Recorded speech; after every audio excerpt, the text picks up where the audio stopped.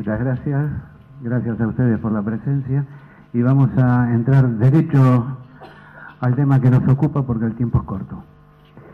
Bueno, aquí tenemos la composición del aire que respiramos. Esto es lo que tenemos que respirar, ¿sí?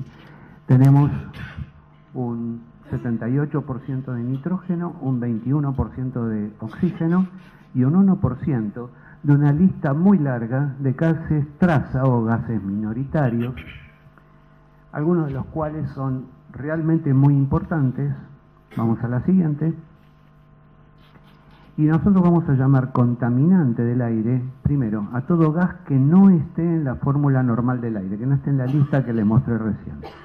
Segundo, vamos a llamar contaminante a todo gas que sí esté en esa lista, pero que modifique sustancialmente su concentración.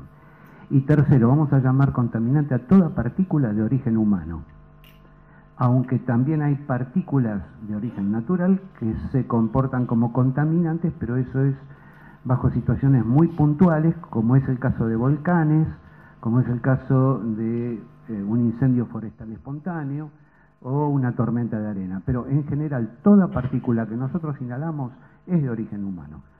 Seguimos. Y esta es la lista de contaminantes llamados criterio. Esta es la lista de los contaminantes a los que especial atención debemos dar si queremos cuidar la salud humana. Las normas de estandarización primaria son aquellas destinadas al cuidado de la salud humana y las normas de estandarización secundaria son aquellas destinadas al cuidado del ambiente. Vegetación, visibilidad, edificios, monumentos, etc.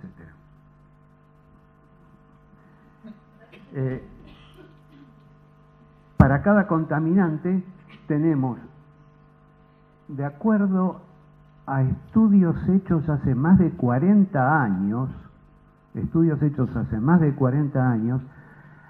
límites máximos permisibles, que a su vez dependen del tiempo de exposición.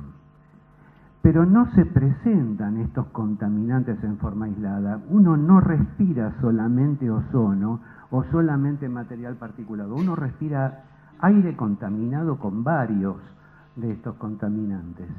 Y entonces cuando los respiramos en conjunto vamos a obtener situaciones que no siempre están consideradas cuando evaluamos las normas de calidad de aire. Vamos a la siguiente oración. Fíjense, por ejemplo, si en una situación en donde respiramos ozono, ¿cuál es el nivel de ozono en la ciudad de Buenos Aires? ¿Alguien lo sabe? Yo tampoco. Pero sí tenemos en la norma que para determinado nivel de exposición, determinado horario de exposición, 0,08 partes por millón es el límite máximo, y para una hora 0,12 partes por millón. Pero si yo pongo a un grupo de atletas a correr y están expuestos a distintas concentraciones de ozono dentro de los límites permisibles, se obtiene, después de varias horas de exposición, una caída del volumen expiratorio forzado en el primer segundo. Es decir, es la cantidad de aire que sale en un artificio de técnica llamado espirometría, la cantidad de aire que sale del bronquio. El bronquio se cierra. Seguimos.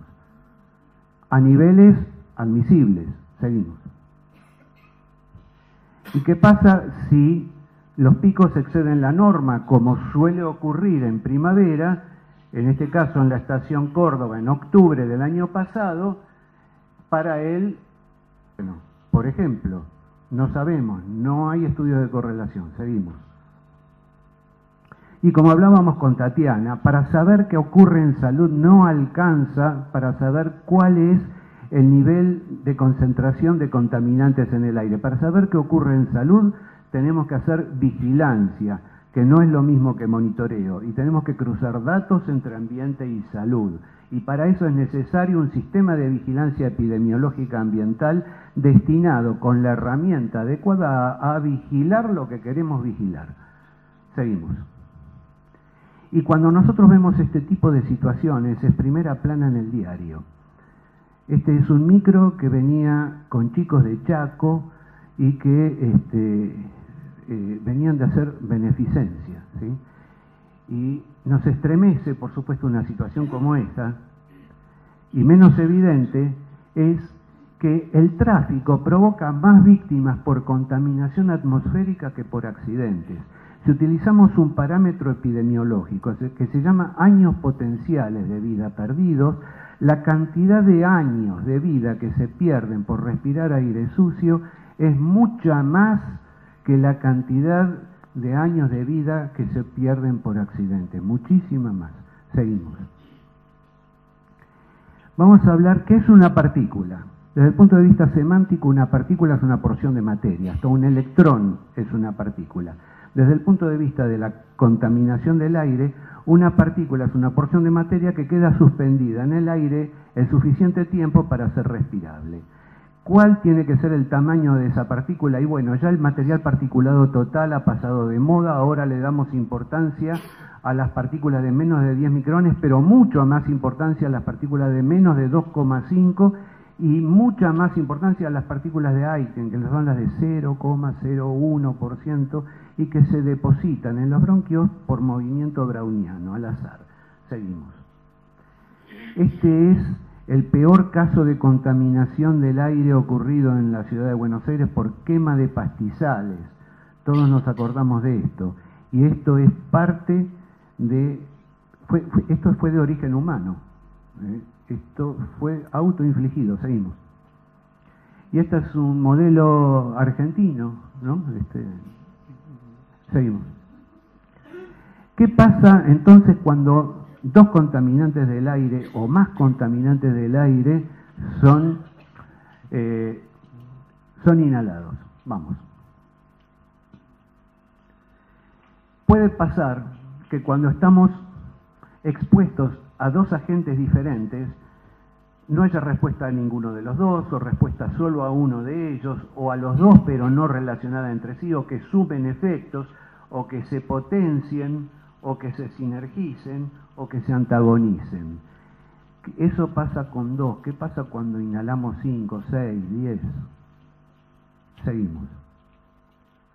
Fíjense, tuve la suerte de poder charlar con los autores de estos estudios, más con De Valía que con Davis. Davis no toleró mi inglés.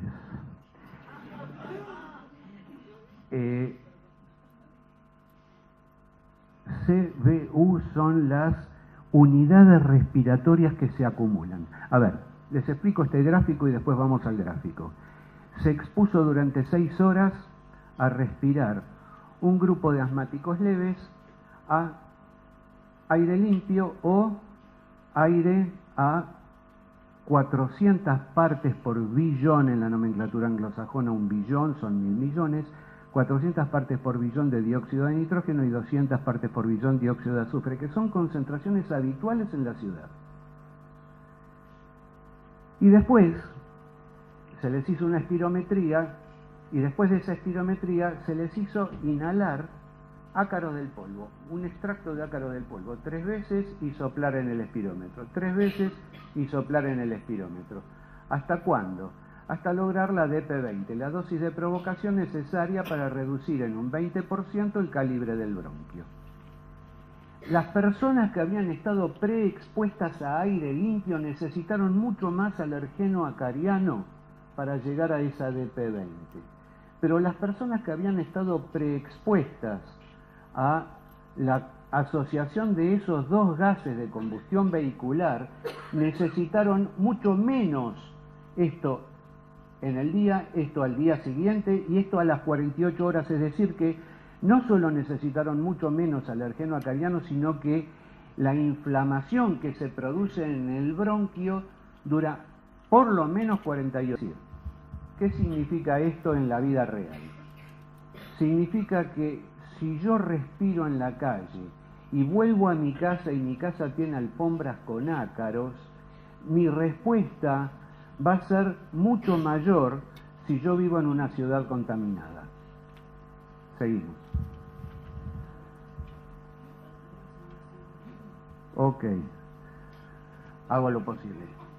Normalmente decimos que y esto sigue siendo vigente, que el ingreso de alergenos a la vía aérea va a dar por respuesta una inflamación que depende de una proteína de la sangre que se llama inmunoglobulina E y de ciertas células blanco de la reacción alérgica que se llaman mastocitos. Pero últimamente pasan también ciertas cosas diferentes.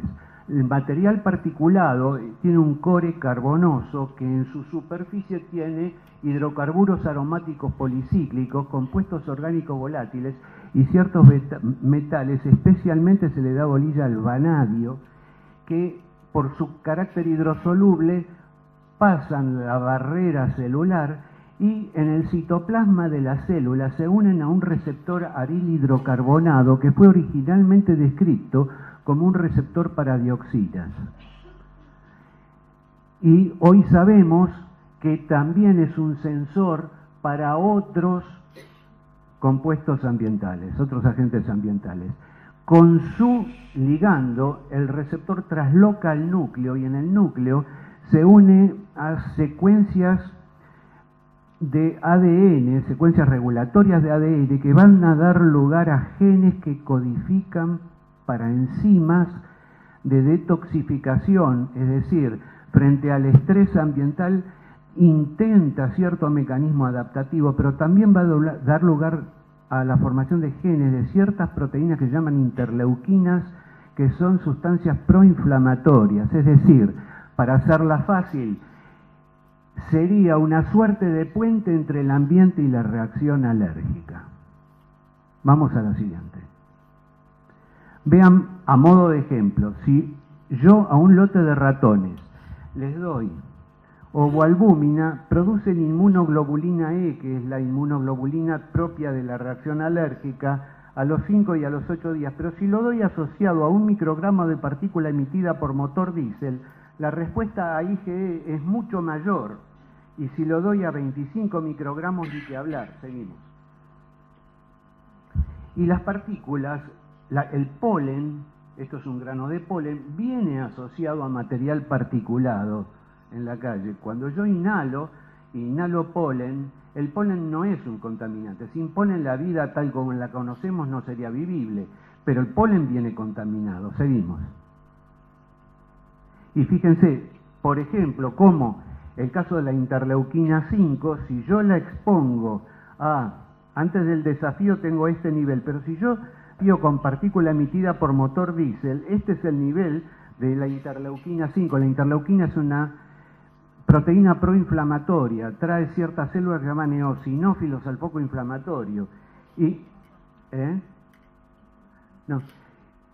si yo los expongo a ragweed, que es un polen, tengo este nivel de interleuquina, pero si yo lo expongo a los dos, el nivel se potencia, es decir, las interleuquinas proinflamatorias tienen una relación directa con la reacción producida por inhalación de material particulado diésel, que constituye el 80% del material particulado que nosotros inhalamos. A la siguiente. Todo. Las partículas emitidas por motores diésel pueden incrementar la inmunoglobulina E específica a un alergeno hasta 50 veces. 50 veces. Esto explica por qué si hay más polen en el campo que en la ciudad, hay más polinosis, o sea, enfermedad por polen en la ciudad que en el campo. Seguimos. Fíjense cómo además el cambio climático modifica los calendarios y mapas polínicos. Y entonces, los recuentos de polen para todas las especies estudiadas, consideradas, la duración de la estación polínica va en aumento y también el porcentaje de pacientes sensibilizados. Esto es válido para paretaria, abedul, seguimos. Ciprés, olivo, seguimos. Y si nosotros comemos mucho, engordamos. Pero si a las plantas le damos, ¿no?, que es el alimento de las plantas, lo necesitan para fotosíntesis, vemos cómo, en este caso, la biomasa va en aumento en los lugares urbanos y suburbanos que concentran mayor dióxido de carbono y mayor temperatura, porque las ciudades se comportan como islas de calor. A la siguiente. Y si no le creen al gráfico, acá tienen lo que ocurre en un medio semirural y lo que ocurre en Baltimore, que es un medio urbano. La misma planta, el mismo sembrado, cómo crece más. Seguimos, falta poco. Por lo tanto, las normas de calidad de aire fueron establecidas hace varias décadas según los conocimientos que se tenía entonces acerca de efectos directos sobre la población general. Pero hoy sabemos que existen efectos combinados, mucho más sutiles, que ocurren sobre grupos de riesgo más susceptibles. Y por supuesto los costos de salud pública debido a enfermedades producidas por contaminación del aire son colosales. Seguimos. Bueno, nada más.